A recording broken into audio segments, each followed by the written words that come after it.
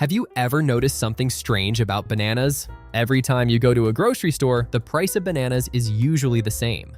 It doesn't matter what's happening in the country, somehow all of it doesn't seem to affect the price of bananas, which often sits at around 50 to 80 cents a pound.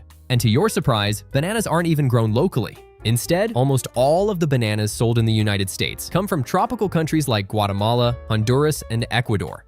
Which makes us ask a question. But wait a minute. Oh, sorry to interrupt. Do you know that one of the biggest reasons bananas are cheap has nothing to do with farming, shipping, or even bananas themselves? Remember this, we'll get to it at the end of the video. All right, back to the question, which is, if all of the bananas are imported into the United States, shouldn't they cost more? I mean, this is the case with every other product.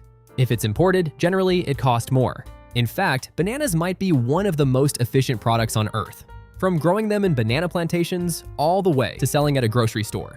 All of it is designed around one single goal: move as many bananas as possible at the lowest possible cost. But how did we end up with this system, and who created it? Well, to find out, we have to go back more than 100 years into the past. In the late 1800s, bananas were actually a luxury item, accessible only to the rich. And the reason was simple. They spoiled easily and were difficult to transport. Because of this, most Americans rarely saw them. But then, some people realized something. They thought that if they could somehow figure out a way to transport bananas cheaply, they could create a massive market. Thus, they got to work. And as a result of this, we saw the rise of massive multi-million-dollar companies like United Fruit Company and Standard Fruit Company, which are still present and are now called Chiquita and Dole. United Fruit Company invented a business model called vertical integration, which in simple words means owning every step of the supply chain. This company owned the plantations in Central America, the ships to transport the bananas to the United States, and all the railroads to move the fruit across the country were theirs. They even owned the distribution networks. Instead of relying on dozens of middlemen, which would raise the cost, they controlled almost the entire supply chain themselves. It allowed them to control every cent on the production and maximize their profits. And as a result of this, in some parts of Central America, some of these companies got so powerful that they started influencing governments in the region. These companies literally made deals with multiple Central American countries.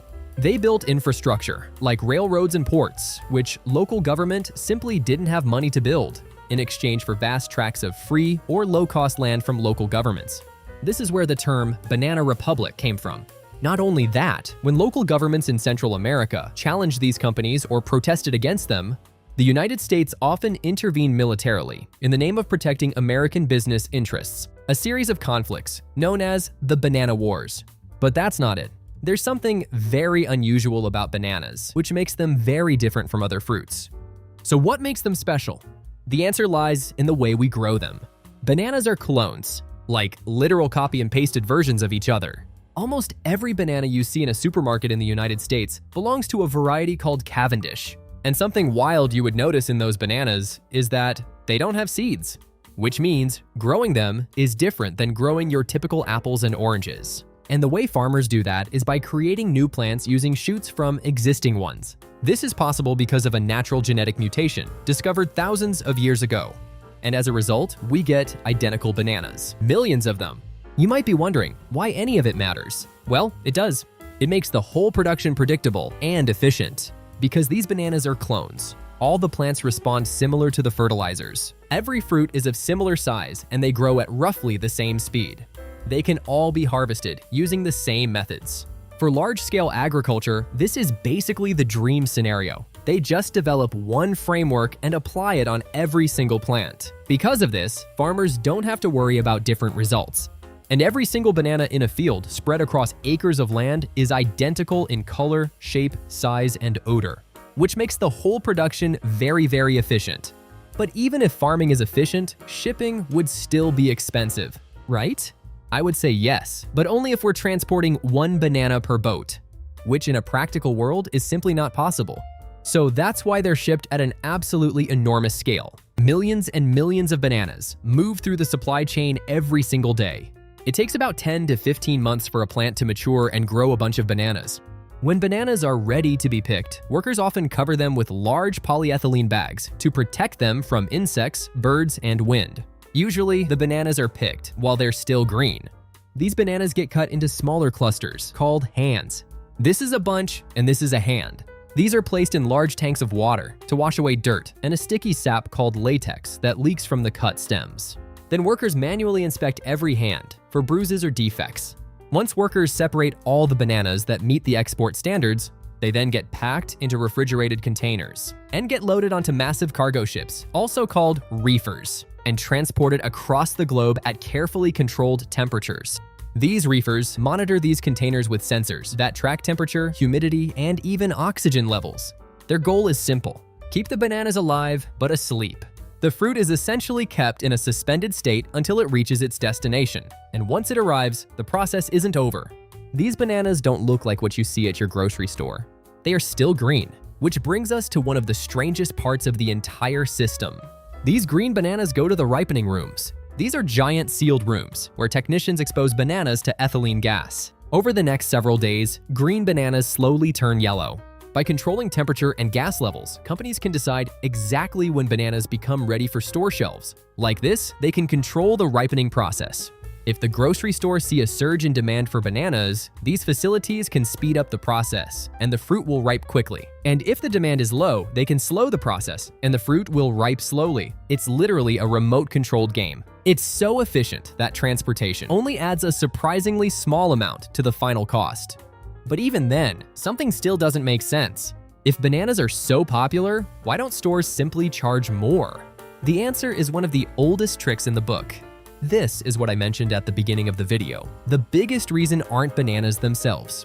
Instead, the strategies the stores use. Bananas are a loss leader, which means it's a product sold at an extremely low price to attract customers.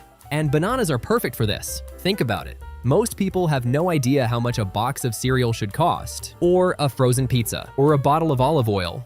But almost everyone has a rough idea of what bananas should cost. If bananas suddenly doubled in price, people would notice immediately. And stores know this. They know that bananas create a perception of affordability. If the bananas seem cheap, customers assume the rest of the store is reasonably priced too. So many supermarkets are willing to make very little profit on bananas. Because of the sheer sale of bananas, even if they sell them for very little profit, they would still earn quite a bit of money with the huge amount of sales. But sometimes they make almost nothing at all. Because once you're inside the store buying bananas, you'll probably buy other things too. The snacks, drinks, or the meat. The products that actually generate larger profits. So even if stores wanted to charge more, they wouldn't dare. Because the moment bananas get expensive, you stop trusting the whole store. But can it stay like that? I mean, will bananas continue to stay cheap forever? If you ask me, I don't think so.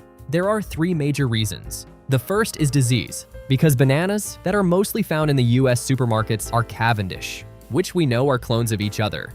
That means they also share the same weakness. A disease that affects one plant can potentially affect all of them. Right now, the industry faces a major threat called Tropical Race 4, or TR4 for short. It's a fungus that attacks banana plants. And once it infects the soil, it can remain there for decades. The second threat is labor costs. Part of the reason bananas are so cheap is that many workers in banana-producing countries earn very low wages. Workers in Honduras earn as little as $14 after working 12 hours a day, which is straight-up labor exploitation.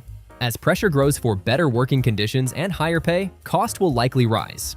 And then there's climate change. Bananas depend on stable tropical conditions, but stronger storms and changing rainfall patterns are making farming more difficult. All of these pressures are slowly pushing costs upward, which means the era of ultra-cheap bananas may not last forever. But whether prices rise or not, one thing is clear. The next time you pick up a bunch of bananas, you're looking at something remarkable. Not because it's rare, but because this ordinary-looking fruit has a very unusual history behind it. That cheap banana represents more than a century of engineering, logistics, agriculture, and global trade. It traveled thousands of miles. Also, it could sit quietly on a supermarket shelf for less than the price of many locally grown fruits. And that may be one of our greatest logistical achievements.